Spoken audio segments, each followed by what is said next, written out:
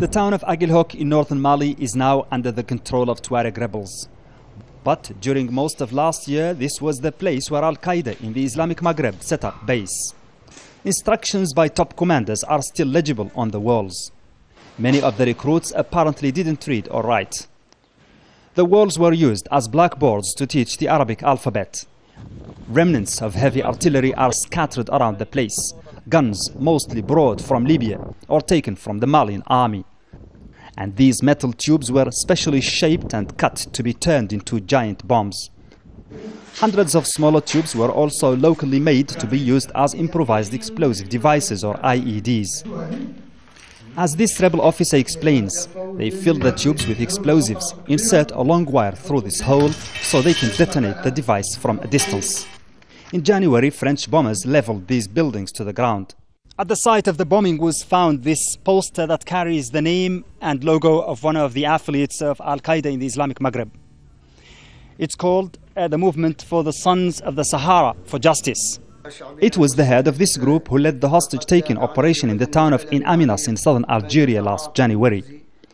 The town of Aguelhoc was also the place where Al-Qaeda began experimenting with its own interpretation of the Sharia law. The first and only case of stoning to death for adultery in the area took place here. They dug a ditch here and brought the couple in a pickup. The woman took off her shoes and quietly stepped into the ditch. The man did the same, but they told him it's not necessary to take off his shoes. They started to throw stones on them.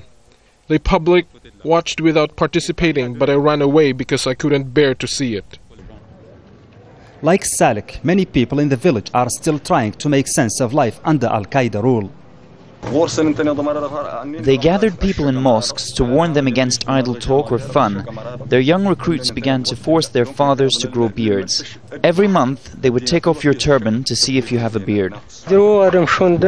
We used to control everything, even the size of the cloth we could put on like this.